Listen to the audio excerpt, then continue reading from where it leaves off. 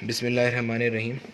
मेरा बेटा nuclear physics का हमारा टॉपिक चल रहा था और न्यूक्लियर फिज़िक्स के टॉपिक के अंदर हम लोगों ने लास्ट क्लास के अंदर एलिमेंट्री पार्टिकल्स के ऊपर अपनी डिस्कशन मुकम्मल कर ली थी। ठीक है, और हमने ये देखा था कि हमारे पास यूनिवर्स का बिल्डिंग ब्लॉक क्या है, कायनात किन किन चीज़ों से मिलके बनी है, कौन से हमारे फंडामेंटल पार्टिकल्स हैं, कौन सी हमारी फंडामेंटल फोर्सेस हैं और ये सारी चीज़ें। ठीक है, अच्छा, आज की क्लास में हमने क्या करना है या इस लेक्चर में हम क्या पढ़ेंगे मेरा बेटा? इस लेक्चर में हम एटम का बेसिक स्ट्रक्चर, एलिमेंट की रिप्रेजेंटेशन और एलिमेंट की रिप्रेजेंटेशन में जो जो चीज़ें यूनिट यूज़ होती हैं उसमें किस से क्या मुराद होती है वो हम पढ़ेंगे। ठीक है, बिल्कुल एक फंडामेंटल सा बेसिक सा लेक्चर है, लेकिन आगे के जो एडवांस टॉपिक्स हैं रेडियो एक्टिविटी वगैरह के वो आपको समझने में हेल्प आउट यकीनन कर रहा होगा। ठीक है, तो मेरा नाम बिलाल ज़िया है और शुरू करते हैं। ठीक है, लेक्चर कॉपीज़ निकालो और नोट्स बनाना शुरू कर दो साथ साथ। चलो देखो मेरा बेटा, जब भी हम एटम के स्ट्रक्चर की बात करते हैं ना, हमारे जहनों में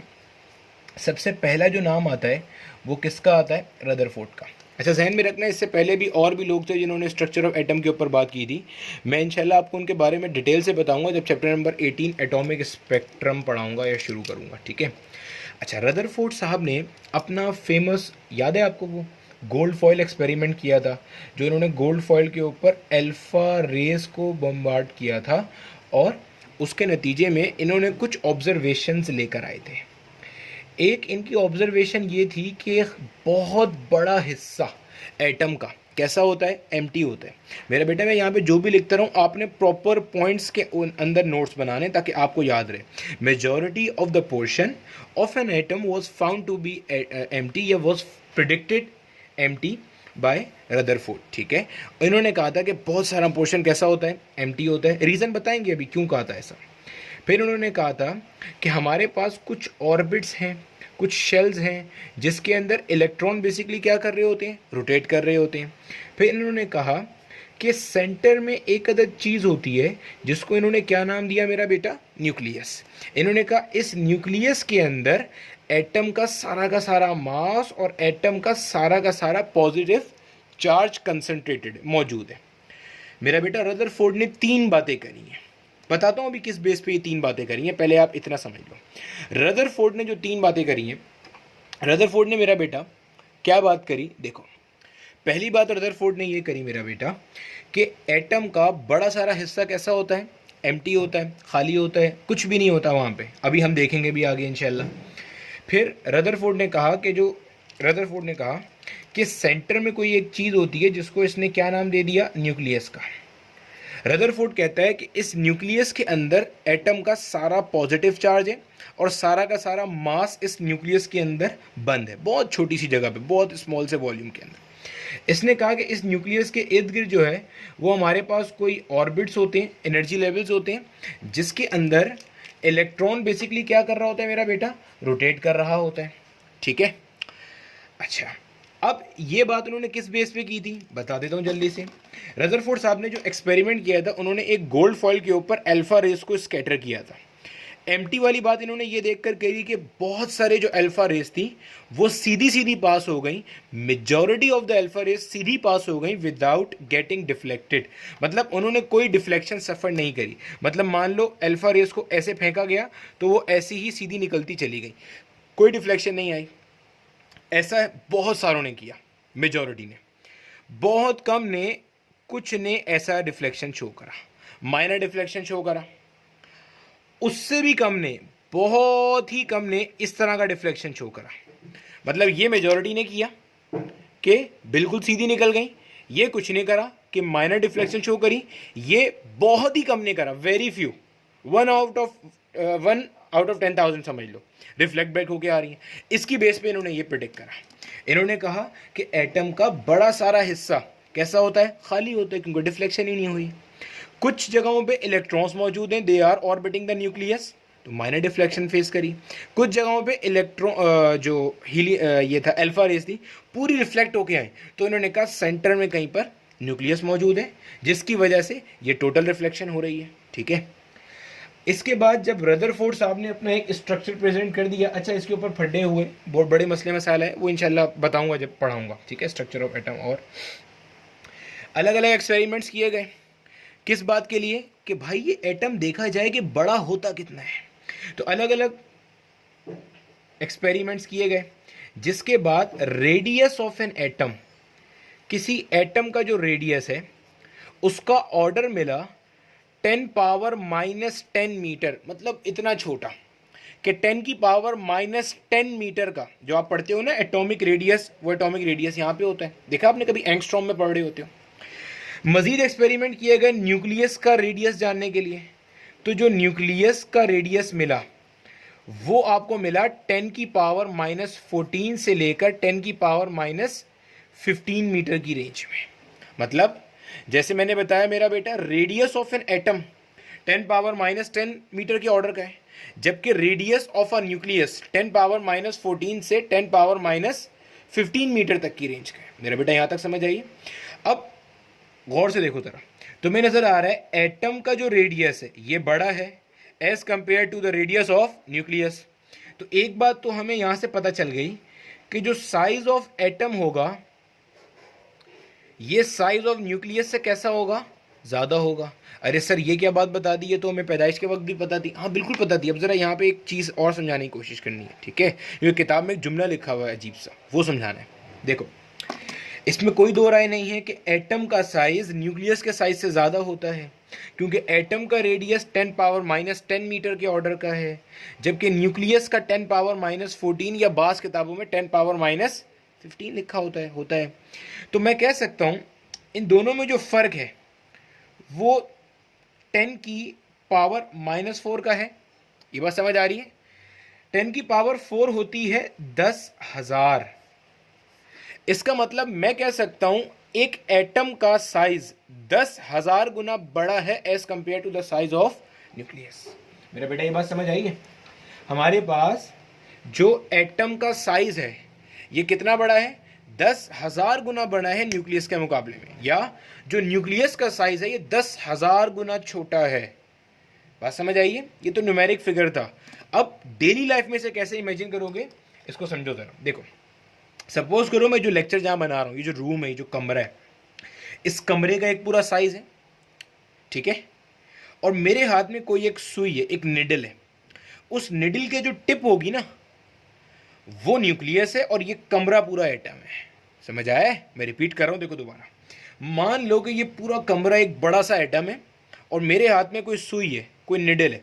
उस निडल का जो हेड पॉइंट होगा, जो उसका सिरा होगा, जो आप एक दूसरे को चुबाते हो ना, वो बेसिकली क्या है, न्यूक्लियस है।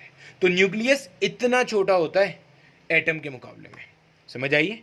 और इन्होंने क्या बात की, इन्होंने कहा कि जो इंटायर मास है, entire mass and positive charge of an atom is concentrated in the nucleus. ये कहाँ पे मौजूद है मेरा बेटा, सारा का सारा ये न्यूक्लियस में मौजूद है।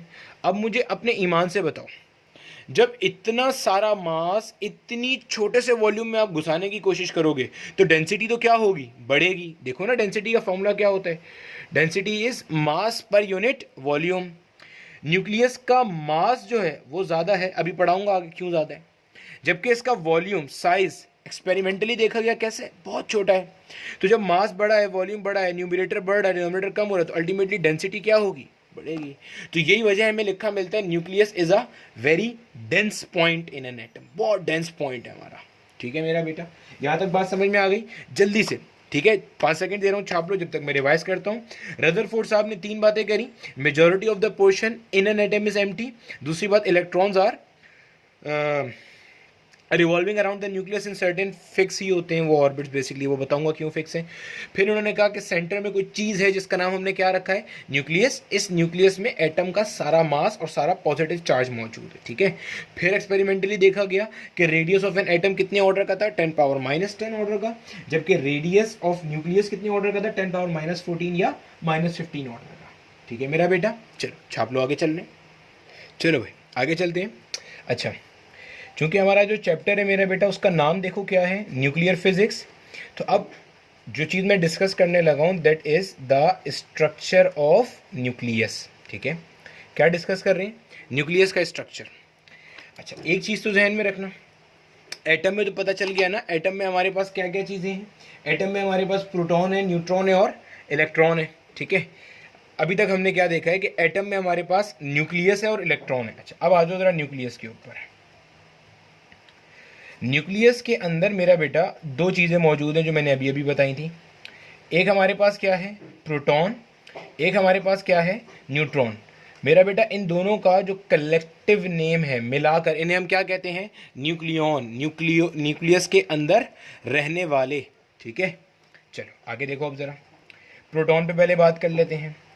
प्रोटॉन के ऊपर वैसे बहुत तफसीली बात मेरे पिछले लेक्चर में हुई थी, जिसमें आपको एलिमेंट्री पार्टिकल्स में ये बात समझाने की कोशिश की थी कि proton is not a fundamental particle. Proton खुद क्वार्क से मिलके बना है and proton is one of the baryons. 3 quark का मिक्सचर है, बताया था, 1 अप 2 डाउन। ठीक है, sorry 2 up 1 down, sorry proton में 2 अप 1 डाउन है, जबकि न्यूट्रॉन में होते हैं 1 अप और 2 डाउन। चलो ठीक है, चलो देखो अब यहाँ पे प्रोटॉन का मेरा बेटा जो हमारे पास मास है दैट इज 1.6726 पावर -27 किलोग्राम, ये होता है इसका मास। ठीक है, इस मास को हम कहते हैं 1 AMU। क्या कहते हैं इसको, 1 AMU। AMU समझते हो ना, एटॉमिक मास यूनिट। अच्छा, एक 1 AMU की वो डेफिनेशन भी है जो आपने आपके केमिस्ट्री वाले सर ने पढ़ाई होगी। 1 AMU is defined as 1/12 of the mass of 1 atom of C12। मेरा बेटा कुछ याद आ रहा है, ये डेफिनेशन भी ठीक है, बिल्कुल वही बात कर रहा है जो ऊपर मैंने बताई है। ठीक है, अच्छा बिल्कुल ऐसे ही हमारे पास जो मेरा बेटा प्रोटॉन का चार्ज होता है, प्रोटॉन का क्या होता है, चार्ज होता है, वो हमारे पास कितना होता है, +E। ई से मुराद क्या है, इलेक्ट्रॉनिक चार्ज, 1.6 पावर -19 कूलम्स। ठीक है, यहाँ तक कोई मसला, बात समझ में आती है। ठीक है, प्रोटॉन का मास। अच्छा, प्रोटॉन का मास अगर आप नोट करोगे मैंने 1.6726 लिखा है, जबकि आज तक हम जर्नली इसे 1.67 ही लिखते आए हैं। जब तक आज तक इसे हम 1.67 ही, उसकी वजह भी थोड़ी देर में आपको समझ में आ जाएगी, टेंशन नहीं लेना। ठीक है, चलो आगे देखो। इसको हम मेरा बेटा सिम्बॉलिकली रिप्रेजेंट किस तरह से करते हैं। देखो, आपके पास जो हाइड्रोजन एटम होता है, इस हाइड्रोजन एटम का जो न्यूक्लियस है इसको हम बेसिकली डिफाइन करते हैं, हमारे पास क्या है, प्रोटॉन है। ठीक है, वजह हाइड्रोजन का सिंबल तो याद है ना, H11, 1 प्रोटॉन और 0 न्यूट्रॉन। जब हम इसको बनाते हैं तो इसका कुछ ऐसा बनता है, यहाँ पे न्यूट्रॉन नहीं होता, सिर्फ अकेला प्रोटॉन होता है, और उसके बाहर हमारे पास क्या होता है मेरा बेटा, एक अदद इलेक्ट्रॉन घूम रहा होता है। कुछ याद आ रहा है, हाइड्रोजन एटम का स्ट्रक्चर कुछ इस तरह बनाते हैं, न्यूक्लियस में प्रोटॉन मौजूद होता है और बाहर कौन होता है, इलेक्ट्रॉन होता है। ये जो हाइड्रोजन एटम का न्यूक्लियस है, ये हाइड्रोजन एटम को नहीं कह रहा मैं, हाइड्रोजन एटम के न्यूक्लियस को कह रहा हूँ। Nucleus of a hydrogen atom is a symbol for proton. ठीक है मेरा बेटा, याद रहेगी।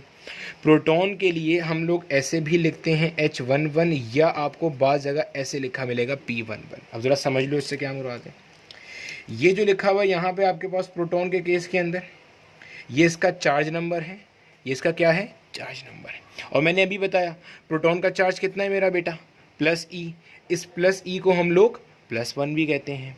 जैसे अगर सोडियम के ऊपर प्लस आया वो, इसका मतलब क्या होता है, +E चार्ज। सिमिलरली अगर एल्यूमिनियम है, एल्यूमिनियम के ऊपर +++ आया हुआ है, इसका मतलब क्या है, +3E चार्ज। ठीक है मेरा बेटा। सिमिलरली क्लोरीन के ऊपर -1 आया हुआ है, इसका मतलब क्या है, -E चार्ज। सिमिलरली कोई और सा एलिमेंट है, मैग्नीशियम है, +2 आया हुआ है, इसका मतलब +2E का चार्ज। तो +E का मतलब +1। तो यहाँ पे चार्ज नंबर क्या लिख दिया, 1। ये क्या लिखा हुआ है, ये इसका मास है। मास कितना था, अभी बताया था, मास कितना था, 1 AMU। मेरे बेटा यहाँ तक समझ में आई है। चलो मैं रिवाइज कर रहा हूँ, जल्दी से छाप लो जब तक। न्यूक्लियस के अंदर हमारे पास कितनी चीज़ें रहती हैं, न्यूक्लियस के अंदर हमारे पास मेरा बेटा 2 चीज़ें हैं। कौन कौन सी, प्रोटॉन और न्यूट्रॉन। इन दोनों का कलेक्टिव नेम क्या है, nucleon. Proton is also a nucleon while neutron is also a nucleon, क्योंकि न्यूक्लियस के अंदर रहने वाले हैं। प्रोटॉन का मास कितना है, 1.6726 या 27 लिखा मिलता है मेरा बेटा बास किताबों में। ठीक है, पावर -27 किलोग्राम। ठीक हो गया। अच्छा, यहाँ पे हमारे पास इसी मास को हम क्या कहते हैं, 1 AMU। सिमिलरली इसके ऊपर चार्ज कितना होता है, +E के बराबर या 1.6 पावर -19 कूलम्स। ठीक है, सिंबल हमारे पास क्या होता है, जो हाइड्रोजन एटम का न्यूक्लियस है that is a designated symbol for proton, क्योंकि हाइड्रोजन एटम के न्यूक्लियस में होता है सिर्फ एक क्या है, प्रोटॉन। ठीक है मेरा बेटा, छाप लो। चलो भाई आगे चलते हैं। अगली जो चीज़ हमारे पास इसके अंदर रहती है मेरा बेटा वो न्यूट्रॉन है। अच्छा, न्यूट्रॉन के बारे में हमें बखूबी पता है, पिछले लेक्चर में बताया भी था कि इसका चार्ज कितना होता है, 0, 1 अप 2 डाउन वाले मंजन जो था। अच्छा, न्यूट्रल पार्टिकल है ये। अच्छा, चूंकि ये न्यूट्रल पार्टिकल है इसीलिए इसकी डिस्कवरी में टाइम भी लगा था। ठीक है, इलेक्ट्रॉन प्रोटॉन तो हो गए थे डिस्कवर, लेकिन इसकी डिस्कवरी में टाइम लगा था। द रीज़न बिहाइंड इज कि ये न्यूट्रल पार्टिकल है। ठीक है, अच्छा, न्यूट्रॉन का जो मास होता है मेरा बेटा, न्यूट्रॉन का मास होता है 1.6750 पावर -27 किलोग्राम। मैंने अभी आपको जो मास ऑफ प्रोटॉन बताया था वो कितना था, 1.6726 पावर -27 किलोग्राम। ज़रा इन दोनों के मास को कंपेयर करो। और मैंने आपको कहा था ये जो मास ऑफ प्रोटॉन है इसको हम 1 AMU कहते हैं। ठीक है, ज़रा देखो, कंपेयर करो इसे ज़रा, इसको इसके साथ। 1.67 तक तो दोनों ही सेम है, लेकिन यहाँ पे आ रहा है 26 और यहाँ पे क्या आ रहा है 50। क्या मैं कह सकता हूँ जो मेरा न्यूट्रॉन है, न्यूक्लियस नहीं neutron, the neutron is slightly heavier than proton. Neutron proton के मुकाबले में कैसा है, थोड़ा सा ज़्यादा मास रखता है, थोड़ा सा हैवियर है। मेरा बेटा बात समझ आई, न्यूट्रॉन प्रोटॉन के मुकाबले में थोड़ा सा क्या है, हैवियर है। बट स्टिल, अच्छा ये बताने का रीज़न क्या है आगे काम आएगा, बट स्टिल चूंकि मास ऑफ न्यूट्रॉन अप्रोक्सीमेटली किसके बराबर है, मास ऑफ प्रोटॉन। खुद देखो ना, दोनों की पावर -27 तक सेम चल रहा है, उसके बाद भी 2 प्लेसेस तक सेम है, जब जाके चेंज आ रही है। यही वजह है कि मास ऑफ न्यूट्रॉन को भी मेरा बेटा हम क्या ले लेते हैं, तकरीबन 1 AMU, और मास ऑफ प्रोटॉन भी हमारे पास क्या होता है, 1 AMU। बात समझ आइए, मास ऑफ न्यूट्रॉन चूंकि अप्रोक्सीमेटली इक्वल है किसके, मास ऑफ प्रोटॉन के। यही रीज़न है कि हम मास ऑफ न्यूट्रॉन और मास ऑफ प्रोटॉन को कितना ले रहे होते हैं, 1 AMU। इस न्यूट्रॉन को मेरा बेटा जो सिंबल होता है दैट सिंबल इज ऐसे, इस तरह से शो करते हैं। अब अगर मैं पूछूं ये क्या है, आप बोलोगे ये इसका चार्ज है। कितना चार्ज है, 0। ये क्या है, ये इसका मास है। कितना मास है, 1 AMU। ठीक है मेरा बेटा, तो न्यूक्लियस में कौन कौन रह रहा था, न्यूक्लियस में प्रोटॉन न्यूट्रॉन थे, मिला के क्या कह रहे थे, न्यूक्लियॉन कह रहे थे। प्रोटॉन का मास न्यूट्रॉन का मास तकरीबन बराबर है, लेकिन क्या एग्जैक्टली इक्वल है, ना बाबा ना। कौन किसका मास ज़्यादा है, न्यूट्रॉन का मास स्लाइटली ज़्यादा है as compare to the mass of proton. ठीक है, अच्छा, फिर हमने देखा, लेकिन चूंकि तकरीबन दोनों का मास सेम है उसे आपने 1 AMU ले लिया। प्रोटॉन का जो सिंबल है वो बेसिकली क्या है, हाइड्रोजन एटम का न्यूक्लियस है। न्यूट्रॉन का सिंबल क्या है, N, और 1 0 लिख दिया आपने। 0 चार्ज को रिप्रेजेंट कर रहा है बीइंग न्यूट्रल पार्टिकल, और 1 इसका मास रिप्रेजेंट कर रहा है। ये जहन में रखना, अगर कभी पूछ लिया जाए कि क्या प्रोटॉन और न्यूट्रॉन फंडामेंटल पार्टिकल्स हैं, नहीं नहीं, फंडामेंटल नहीं है। सब एटॉमिक जरूर है but they are not fundamental particles. क्यों, they can be broken down into further particles, further subatomic particles जो कि क्वार्क्स होते हैं। ठीक है, पिछली वीडियो में बताया था ना, प्रोटॉन 2 अप 1 डाउन क्वार्क से बना है, और न्यूट्रॉन 1 अप और 2 डाउन क्वार्क से बना है। ठीक है मेरा बेटा, चलो छाप लो, आगे चलते हैं। ठीक है मेरा बेटा, अब हमारे पास 2 चीज़ें जो हम बार बार यूज़ करेंगे, एक हमारे पास है एटॉमिक नंबर और एक हमारे पास है मास नंबर। दोनों को समझ लो अच्छे से। पहली बात तो ये देख लेना, एटॉमिक नंबर को हम Z से रिप्रेजेंट करते हैं, Z से, जबकि मास नंबर को हम लोग A से रिप्रेजेंट करते हैं। ठीक है, एटॉमिक नंबर की अगर मैं स्ट्रेट डेफिनेशन लूँ तो क्या है, किसी भी एटम में जितने प्रोटॉन्स होते हैं, number of protons in an atom will give you the atomic number. किसी भी एटम में जितने नंबर ऑफ प्रोटॉन्स हैं वो बेसिकली क्या होते हैं, एटॉमिक नंबर है। Number of protons residing in the nucleus of an atom will define the atomic number. अच्छा, अब आप लोगों ने एक डेफिनेशन पढ़ी होगी कि number of protons equals number of electrons in an atom. बिल्कुल ठीक है मेरा बेटा। अब जहन में रखना, जब तक ये एटम है ना तब तक तो बात ठीक है। एटम का मतलब ही क्या है, हमारे पास न्यूट्रल पार्टिकल है, क्योंकि अगर ये एटम चार्ज होता तो फिर वो एटम नहीं कहला रहा होता, फिर वो आइन कहला रहा होता। जब तक एटम न्यूट्रल है बात वैलिड है। तो एटॉमिक नंबर की डेफिनेशन क्या है, number of protons in an atom या number of electrons in an atom, या बात जगह पे इसको लिखते हैं नंबर ऑफ प्रोटॉन्स या number of electrons in a neutral atom. हाँ, अगर ये न्यूट्रल नहीं है, अगर चार्ज है, चार्ज दो तरह का हो सकता है ना। देखो चार्ज बनता कैसे है मेरा बेटा, बेसिक सी केमिस्ट्री है। चार्ज बनता है या तो इलेक्ट्रॉन देने से या इलेक्ट्रॉन लेने से। अगर इलेक्ट्रॉन गेन किया हुआ है तो चार्ज कैसा होगा, नेगेटिव। अगर इलेक्ट्रॉन लूज किया हुआ है, चार्ज कैसा होगा, पॉजिटिव। ये लूज करने पर आएगा, ये इलेक्ट्रॉन गेन करने पर आएगा। गेन करने का क्या मतलब है मेरा बेटा, एडिशन हो रही है, सब्ट्रैक्शन हो रही है। गेन करने का क्या मतलब है, इलेक्ट्रॉन गेन हुआ कि माइनस हुआ, इलेक्ट्रॉन गेन हुआ। जब इलेक्ट्रॉन गेन हुआ तो मैं कहूँगा नंबर ऑफ इलेक्ट्रॉन ज़्यादा हैं और नंबर ऑफ प्रोटॉन्स कैसे हैं, कम हैं। ठीक है, अच्छा। और क्यू पॉजिटिव, चार्ज पॉजिटिव कब आता है, जब इलेक्ट्रॉन क्या करते हैं, हम लूज आउट करते हैं। जब लूज आउट करेंगे, इलेक्ट्रॉन जाएगा तो नंबर ऑफ इलेक्ट्रॉन कम हो जाएंगे और नंबर ऑफ प्रोटॉन्स कैसे हो जाएंगे मेरा बेटा, ज़्यादा। लेकिन अगर मैं सब के अंदर पूछूं कि सब डेफिनेशंस के अंदर एटॉमिक नंबर की डेफिनेशन बोलो, तो यहाँ पे भी number of protons atomic number था, यहाँ पे भी नंबर ऑफ प्रोटॉन्स है, यहाँ पे भी नंबर ऑफ प्रोटॉन्स है। तो आपने नंबर ऑफ इलेक्ट्रॉन वाली डेफिनेशन को ज़बरदस्ती नहीं घुसाना। वजह देखो, नंबर ऑफ इलेक्ट्रॉन वाली डेफिनेशन तब तक वैलिड है जब तक आपका एटम कैसा है, न्यूट्रल है। लेकिन अगर वो चार्ज हुआ हुआ है, यानी कि अगर आपका एटम चार्ज है या अगर आपके एटम ने आयन बना लिया है, मतलब इलेक्ट्रॉन या तो दे दिया है या ले लिया है, तो अब इलेक्ट्रॉन और प्रोटॉन की तादाद बराबर नहीं होगी, या तो इलेक्ट्रॉन ज़्यादा होंगे या प्रोटॉन ज़्यादा होंगे। इस केस में आप एटॉमिक नंबर में भड़ मार दोगे। इसलिए definition will be number of protons residing in the nucleus of an atom. और जहन में रखना, ये एटॉमिक नंबर ही बेसिकली होता है जो कि एलिमेंट का सिंबल डिफाइन करता है, या एलिमेंट की पहचान बताता है, या एलिमेंट की केमिकल प्रॉपर्टीज को डिफाइन करता है। जहन में रखनी है आपने, ठीक है मेरा बेटा। चलो अब आओ मास नंबर पे। मास नंबर से सिंपल क्या मुराद है, mass number is number of nucleons. अच्छा, मेरे बहुत सारे ऐसे स्टूडेंट्स हैं जो मास नंबर और एटॉमिक मास को एक ही चीज समझते हैं। मेरा बेटा फर्क है, जहन में रखना। मास नहीं है ये नंबर है, ठीक है। एटॉमिक मास मास होता है, मास नंबर मास नहीं होता। मास नंबर तादाद है, किसकी तादाद, न्यूक्लियॉन्स की। और न्यूक्लियॉन्स होता क्या है, nucleons is protons plus neutrons, ठीक है। तो मास नंबर को अक्सर हम ऐसे भी लिखते हैं, A equals number of neutrons plus number of protons. मेरा बेटा जहन में रहेगा, ये क्या चीज़ है, मास नंबर। मास नंबर क्या है, तादाद किसकी, न्यूक्लियॉन्स की। Number of neutrons plus number of protons, ठीक है, जहन में रखना।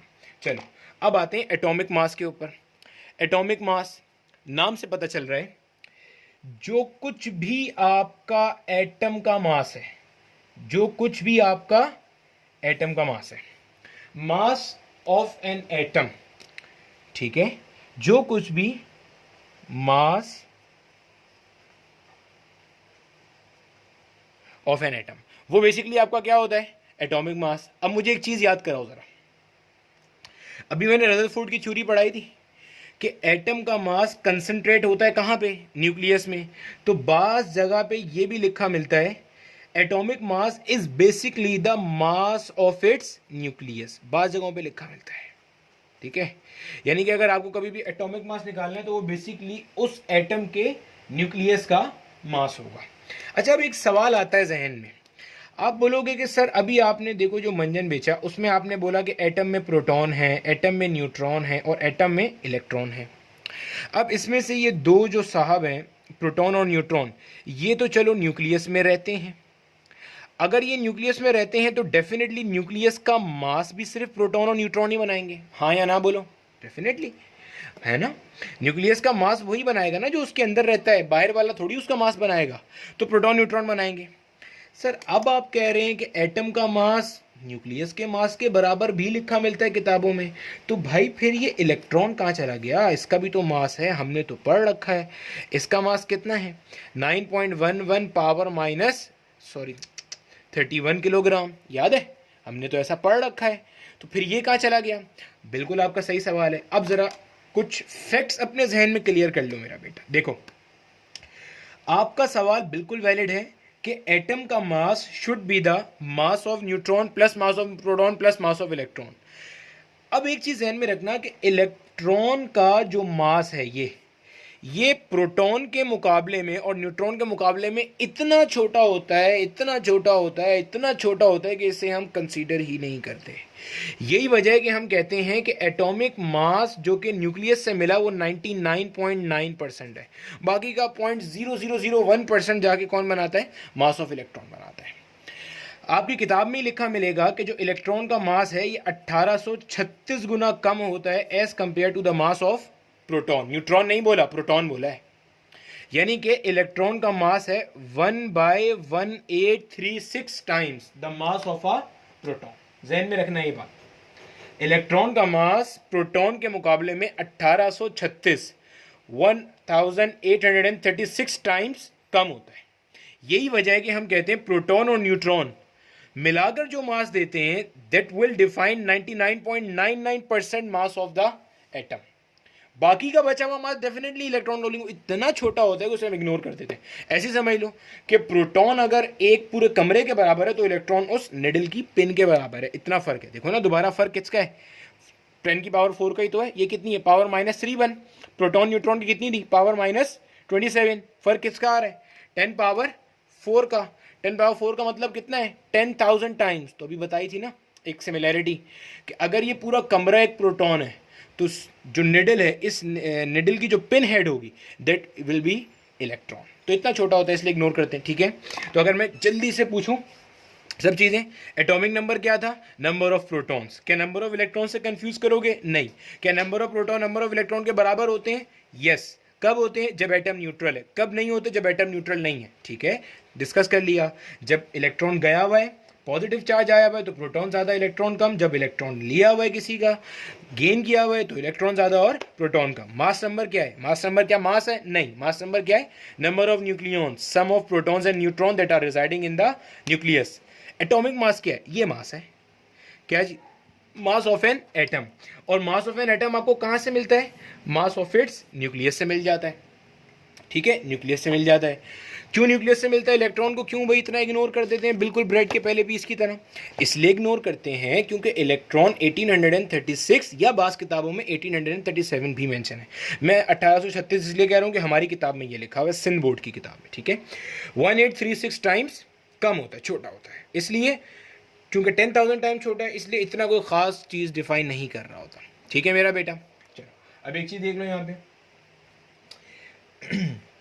अगर मैं आपको मास ऑफ न्यूक्लियस का सिंपल फॉर्मूला बताऊं, देखो मास ऑफ न्यूक्लियस कैसे निकलेगा, जो अंदर मौजूद प्रोटॉन्स हैं इनको और न्यूट्रॉन्स को जमा कर लो और मल्टीप्लाई कर दो 1 AMU से। सर ये क्या चवल मार दिया आपने, देखो भाई ये चवल ये मारी। मान लो 3 प्रोटॉन थे और 4 न्यूट्रॉन थे, हर प्रोटॉन का मास कितना था 1 AMU, तो 3 मल्टीप्लाई बाय 1 AMU कितना हुआ भाई, ये 3 AMU। 4 न्यूट्रॉन हैं, हर न्यूट्रॉन का तकरीबन मास कितना है 1 AMU, कितना हो गया ये 4 AMU। मिलाकर न्यूक्लियस का मास कितना हो गया 7 AMU। ये बात समझ आई है। यानी कि जब भी बोला जाए मास ऑफ न्यूक्लियस निकालना है, आप क्या करोगे, आप बोलोगे sum of protons plus sum of neutrons multiply by 1 AMU, ठीक है, ध्यान में रहेगी अब ये बात।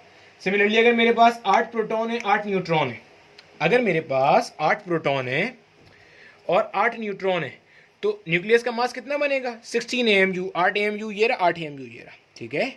अभी मैं इस डिटेल में नहीं जा रहा कि ये 16 AMU मास ऑफ न्यूक्लियस होगा या इससे कम होगा या ज़्यादा होगा, वो बाइंडिंग एनर्जी के सारे कॉन्सेप्ट तफसील से आएंगे। फिलहाल जो बेसिक्स बनाता जा रहा हूँ वो उन पे अच्छे से आते जाओ, ठीक है।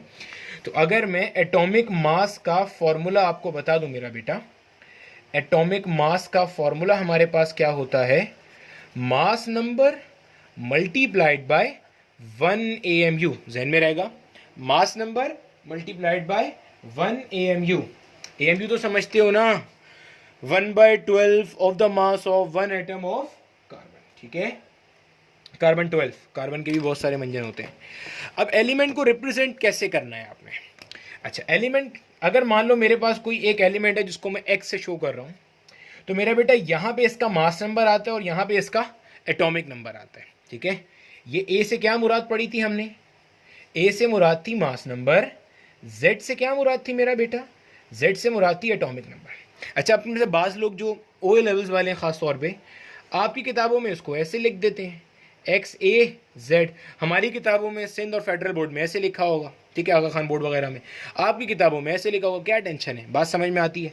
मास नंबर क्या है, सम ऑफ न्यूक्लियॉन्स, ये क्या है, एक डेफिनेशन, नंबर ऑफ प्रोटॉन्स जो एलिमेंट की पहचान है, जिसकी वजह से केमिकल प्रॉपर्टीज आती है, ठीक है।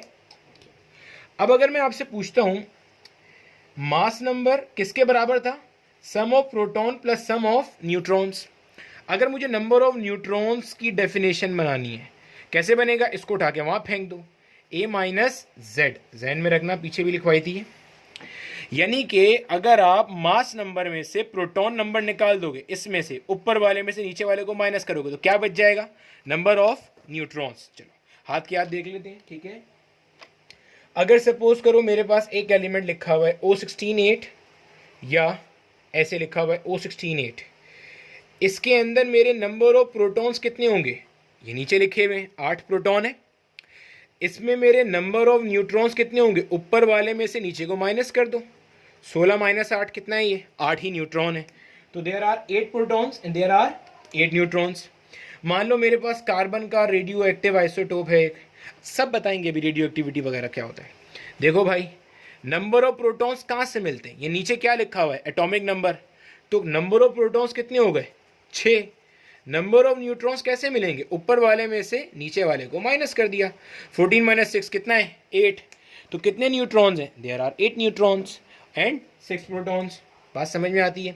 Similarly sodium 2311, number of protons कितने हैं भाई, 11 प्रोटॉन है, क्योंकि नीचे लिखे हुए हैं। न्यूट्रॉन कैसे निकालोगे, ऊपर वाले में से नीचे वाले को माइनस कर दोगे, तो कितने हैं, 12 न्यूट्रॉन्स हैं। ये आपका डाउ में एक दफ़ा सवाल पूछा भी गया है, इतना बगरी क्वेश्चन, ठीक है मेरा बेटा, यहाँ तक समझ में आ गई बात, ठीक है। यहाँ पे हमारा इस लेक्चर को एंड करते हैं। जो मेरा नेक्स्ट लेक्चर होगा उसके अंदर इंशाल्लाह क्लासिफिकेशन ऑफ न्यूक्लियाई की तरफ जाएंगे कि आइसोटोप्स क्या होते हैं, आइसोबार्स क्या होते हैं और आइसोटोन्स क्या होते हैं, ठीक है। तब तक के लिए ऑल द वेरी बेस्ट।